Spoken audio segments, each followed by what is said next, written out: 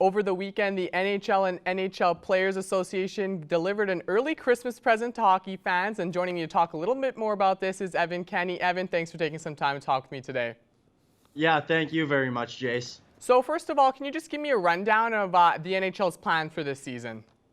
Yeah, so you did just touch on it there. The NHL and the NHLPA have agreed on what the 2020/21 season will look like. It will be 56 games played within only the division. So this year there will be 4 divisions composed of the North, the East, the Central, and the West. Each of those divisions will play all 56 games within their own division. For the teams in the East, the Central, and the West, they will each be playing, 8 times against every team within their own division, while the North Division, which is also the Canadian division, will play each team 9 or 10 times as they go. So last year, the bubble went very well. There's a bubble in Edmonton and Toronto. Are things going to be consistent with the bubble this year, or are they going to look different?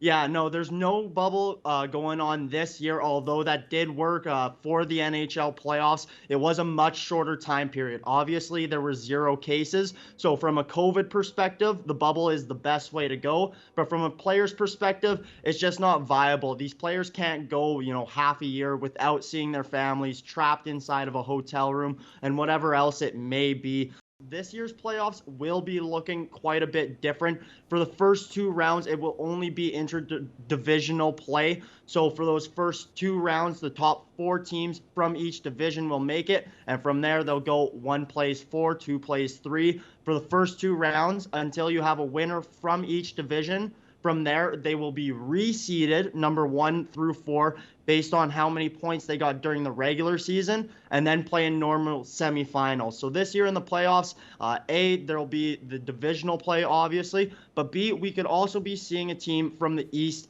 or rather 2 teams possibly from the East or 2 teams from the West in the Stanley Cup Finals, which will definitely be a treat. And this is all expected to wrap up by mid-July. That way they can get next year's NHL season going by October, including, all the draft, all the free agency, everything like that over the summer.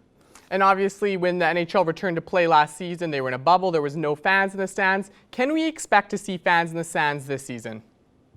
For the most part, no, Jace. It's going to be similar to what we saw in the NFL throughout this year, where the league is giving the teams the option to say if they can have fans or not. So that also goes with each state or province's governments as well. As of right now, the Dallas Stars are the only team who have confirmed that they will have fans in their stands, obviously at a limited number. A couple other teams that could possibly be joining them are the Florida Panthers, who have expressed interest, and then also the Tampa Bay Lightning.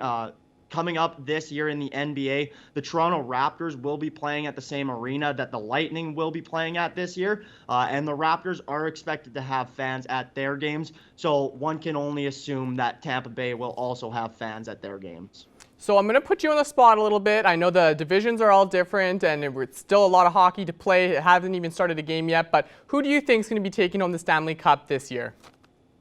It's tough to say who will win the Stanley Cup. I mean, obviously, that's 56 games plus 16 more wins that teams need to win that cup. And that's a long ways away. Who knows with injuries and whatnot. I don't know if I can say who will win the cup, but I can give you who I think will win each division. For the North/Canadian division, I am a little biased being, close to Edmonton, but I do think the Oilers are going to take that one.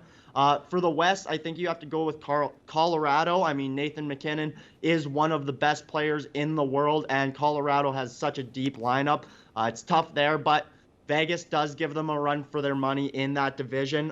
From the Central, and it's weird calling them a Central Division team, but the Tampa Bay Lightning, obviously returning, defending Stanley Cup champions, it's tough to bet against them.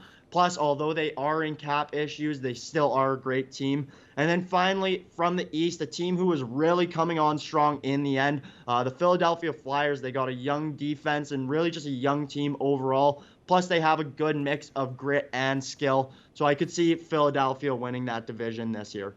All right, Evan, thank you so much for taking some time to talk with us. You know, World Juniors are coming up. Now we know hockey's coming for sure and how everything will work. Thanks again for taking some time to talk with me today.